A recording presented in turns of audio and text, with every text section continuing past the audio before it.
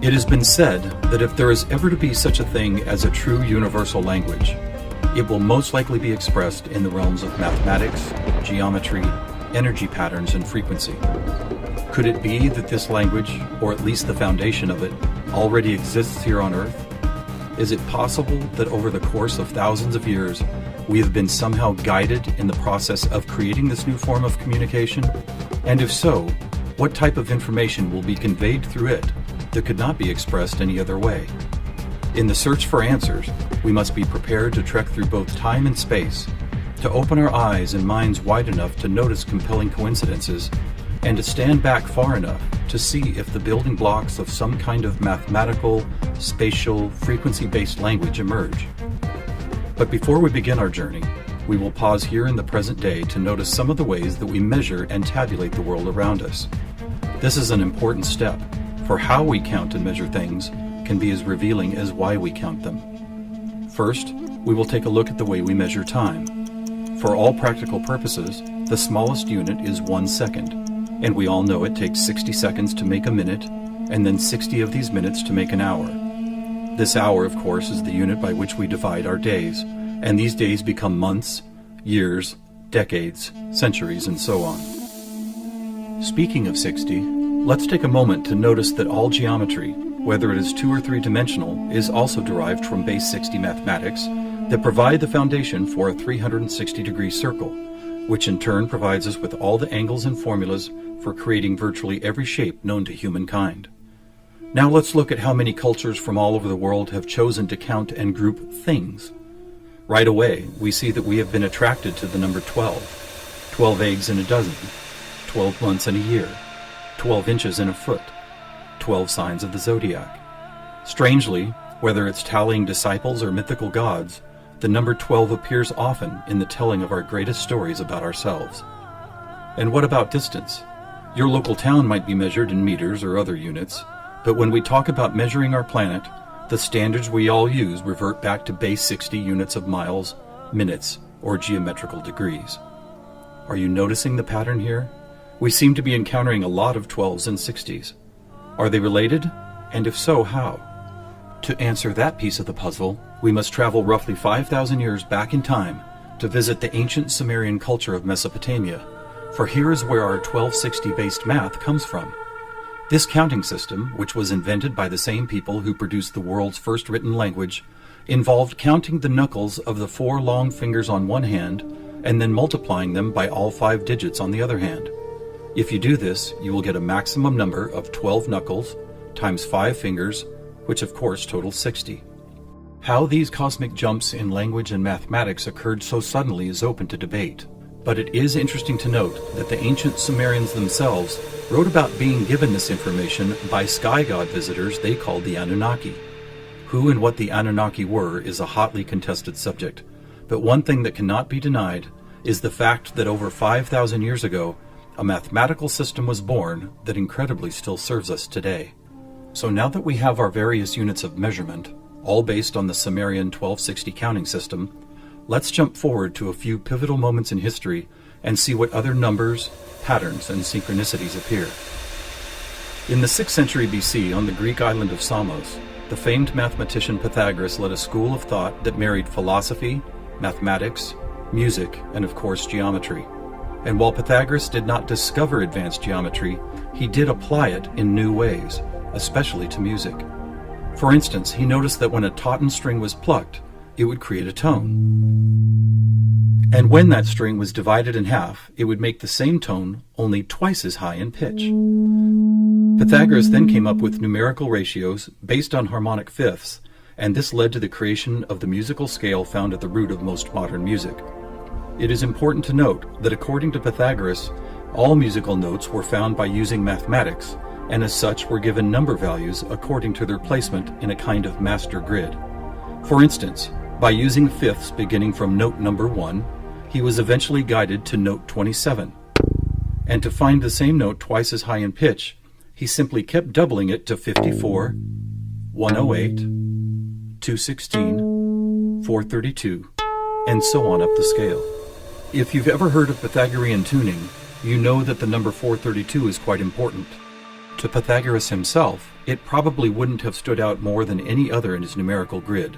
But in our quest to find a universal language based on mathematics and frequency, this particular note represents a significant piece of coincidental evidence.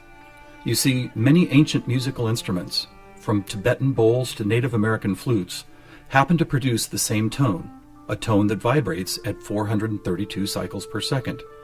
That's compelling, but even more intriguing is the fact that Pythagoras was not calculating vibration cycles to find tone 432. It just happens to be the same number. What's more, for decades, most modern musical instruments were also tuned to this same fourth octave A, with a value of 432 cycles. How could this be? Who chose this particular note as the keystone for instrument tuning, and more importantly, why? Here is where a deeper mystery begins to emerge, and to explore it we will need to go back to Pythagoras' other passion, geometry. It is not an exaggeration to say that to Pythagoras and his disciples, geometry and math held a key to the nature of all life everywhere, and maybe it does. Let's look at the first four geometric shapes, the circle, triangle, square, and pentagon. In each of them are angles of degrees that, when added together, always total a specific number relative to that particular shape. For instance, if we take a triangle, the sum total of all three interior angles is always 180. For both the square and circle, it is 360. For a pentagon, it is 540. Now at this moment, let's step back and look at these numbers in a different way, as there seems to be something about them that reaches beyond a simple sum of angles. Did you notice that they happen to be in the same numerical neighborhood as tone 432? What's more, they all add up to 9, just like 432. As an experiment, let's take a look at the numbers found in basic geometric shapes, then apply those numbers as vibration cycles to hear the tones they produce.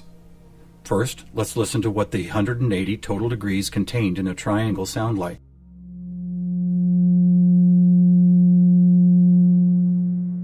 And here's a squares and circles 360 in cycles per second. A perfect octave up from the triangle. What about the pentagon at 540? That sounds like a harmonic fifth of the other two. That's interesting. What are these tones?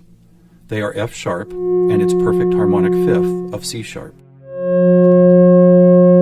Let's keep going. What does a hexagon 720 sound like? Another F sharp. Here's a seven-sided septagon, which totals 900. This is an A sharp, which happens to be the note required to complete an F sharp major chord in perfect three-part harmony.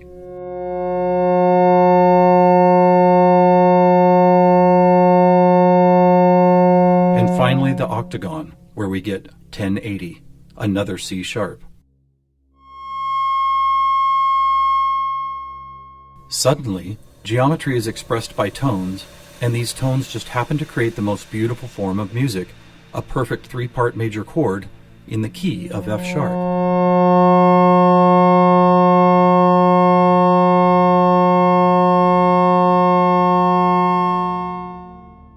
Is this something we've been missing for years? Is it important? To the famous philosopher and mathematician Plato, the answer would have been a resounding yes, for it is Plato who advanced the study of two-dimensional geometry into three-dimensional geometry, and who began to recognize that nature, whether expressed as a tone, the petal design of a flower, or the spiraling design of a seashell, seemed to follow a 3D mathematical pattern. In fact, it became an obsession of Plato to try and find the simplest three-dimensional geometric shapes, and his quest ultimately revealed what we now call the Platonic solids. In essence, these forms represent the most elemental construction blocks found both in human-made and natural forms. So let's see if and how they fit into our geometry tone grid.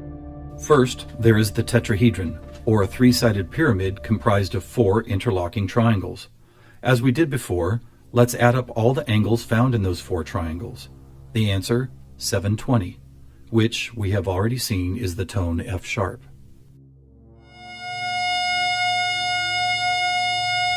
Next we have the cube, whose six 360-degree squares totals 2160. What does it sound like?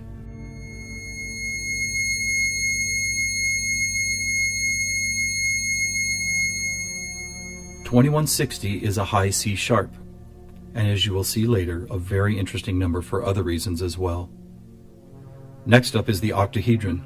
Constructed of 8 triangles, this shape totals 1440, which is another perfect F sharp higher up the scale. The icosahedron is made up of 20 triangles, so the total number of degrees is 3600. As a tone, 3600 vibration cycles create the A sharp needed to complete yet another F sharp major chord that sounds like this.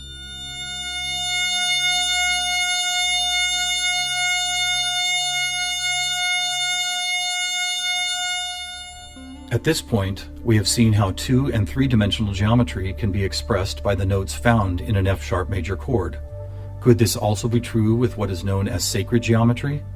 To find out, we will first need to build a design called the germ of life, which, when repeated, goes on to reveal the seed of life, then flower of life pattern found at sacred sites all over the world. First, we start with a circle at 360 degrees, which is the familiar F sharp.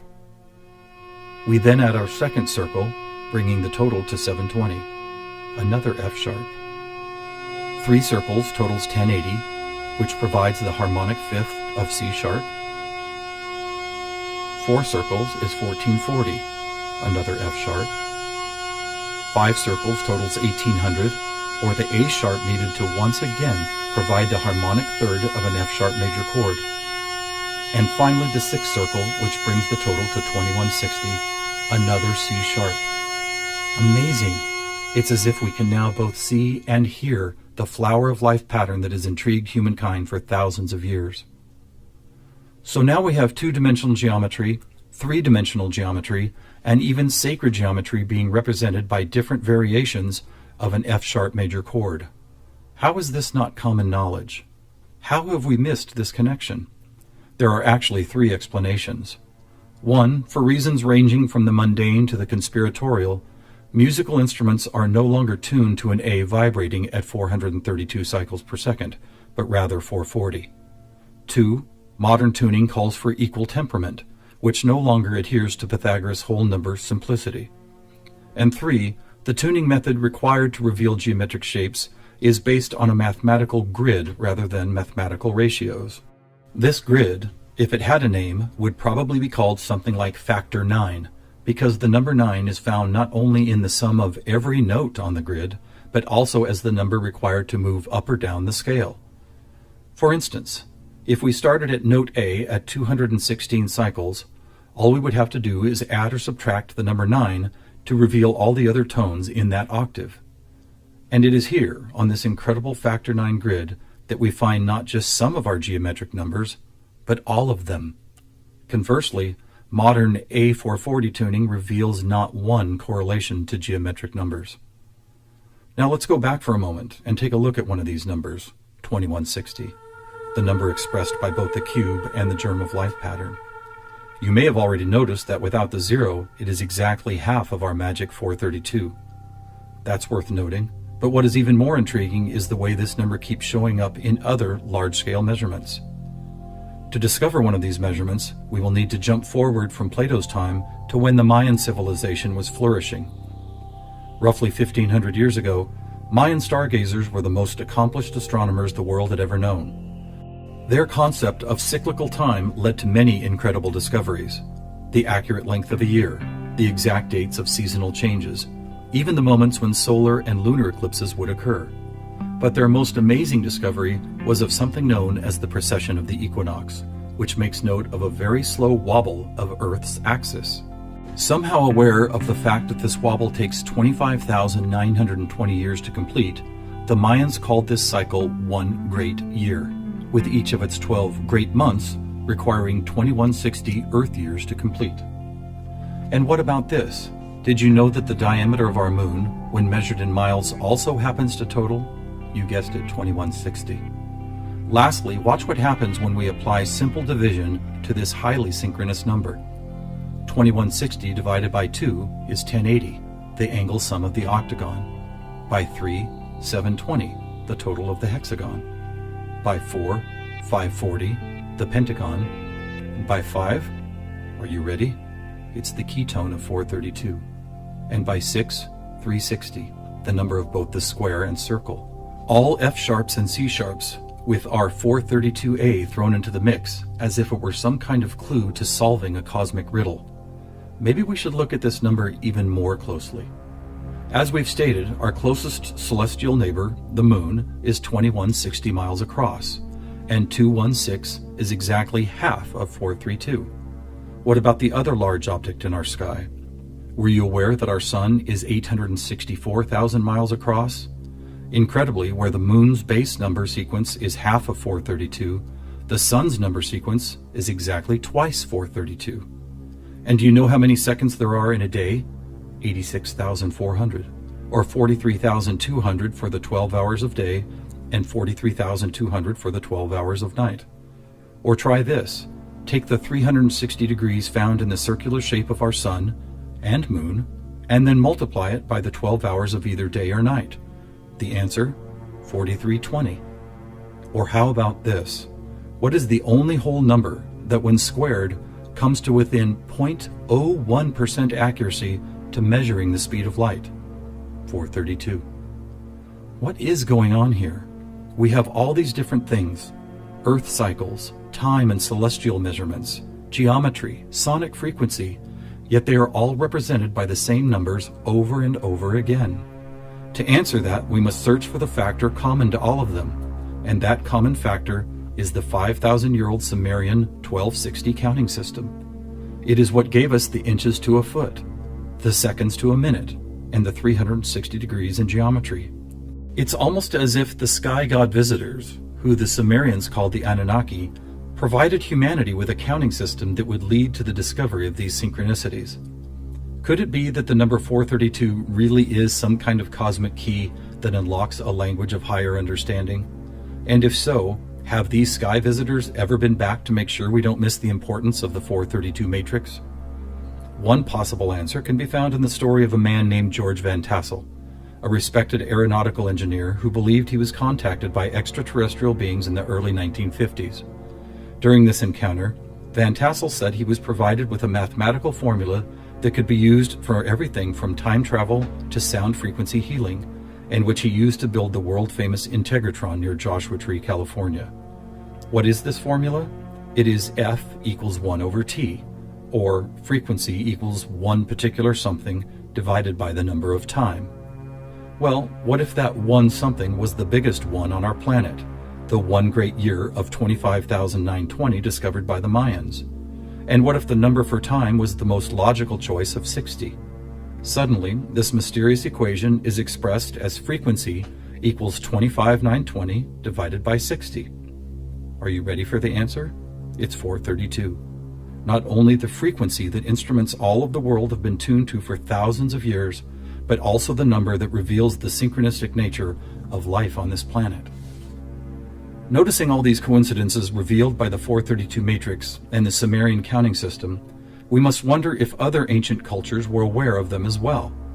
Just scratching the surface, it would seem that they were. For example, let's take the Sumerian 12 and square it for a total of 144. Right off, we see that it is indeed a number and tone contained within our factor 9 grid. Expanding outward, we find 1440, then 144,000, which is a number that appears all over the world in the most compelling of ways. Take, for instance, the Great Pyramid of Giza. It happens to have been covered with 144,000 smooth white casing stones. To ancient Mayans, 144,000 days was the length of their 394-year Baktun, a time cycle which has just begun again. In the Bible, we read that there will be 144,000 chosen ones redeemed from the earth prior to the apocalypse. Obviously, number sequences like these have been significant to many different cultures and religious sects, and to one enigmatic group in particular, the Freemasons. Were the earliest Masons, the supposed keepers of sacred information, also aware of the factor 9 grid, the 432 key, and the number 144,000? Their infatuation with the numbers 3 and 13 might be telling. For instance, if you divide 144,000 by 432, the answer is 333.3 into infinity.